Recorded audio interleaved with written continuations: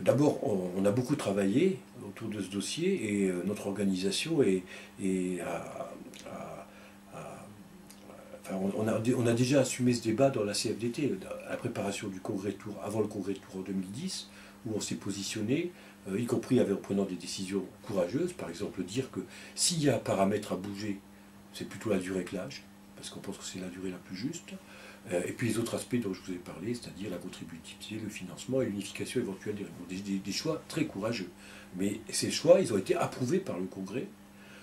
Et donc, ils ont été débattus dans toute l'organisation. Ce n'est pas une décision qui a été prise par deux, trois pelés au 4 boulevard de la Villette à Paris. C'est vraiment des décisions collectives. Et puis depuis, on n'a pas cessé de travailler. Et en particulier, on a organisé de très nombreuses réunions dans toute la France pour préparer le rendez-vous de 2013.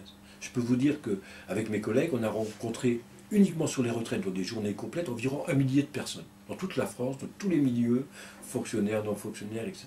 Et on a par ailleurs auditionné de très nombreuses personnalités pour qu'elles nous disent comment elles voient l'enjeu des retraites, des gens qui ont accepté d'ailleurs que leur nom soit connu. Il y a Lionel Primo, qui est un des animateurs de Génération Précaire et du Jeudi Noir, à M. Blanchet, qui est directeur adjoint de l'ANICE, M. Padis, qui est le directeur de la revue Esprit, Marie-Thérèse Lantin.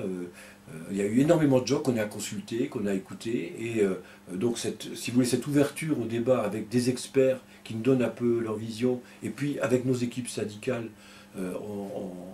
nous permettent aujourd'hui de préciser notre pensée. C'est-à-dire, en particulier, je l'ai évoqué tout à l'heure, la question de la transition, qui est extrêmement importante et sensible, la question de bien cibler la contributivité, c'est-à-dire quand on a fortement ressenti cette nécessité de démontrer que le système par répartition est un système efficace, et pas seulement solidaire, mais aussi efficace.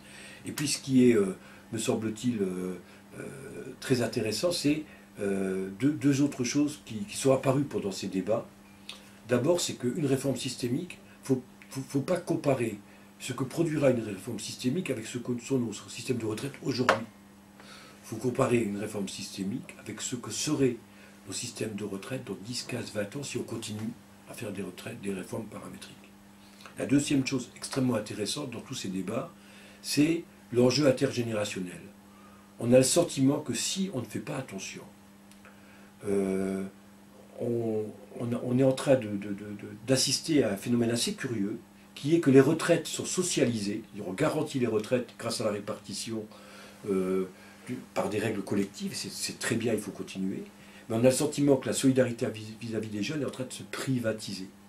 C'est-à-dire que ce sont les parents, en fonction de leurs revenus, les retraités, en fonction de leurs revenus, qui décident, en fonction de leurs moyens, comment ils vont aider les jeunes. Et du coup, privatiser la solidarité des jeunes et socialiser les retraites des anciens, est-ce qu'on n'est pas en train d'assister à une sorte de déséquilibre entre les générations qui doit nous interroger? Et tout ça, pour dire les choses franchement, ça nous conforte dans un choix qui peut-être fait que la CFDT a un discours très original sur cette question, mais on pense vraiment qu'on pose les bonnes questions pour l'avenir.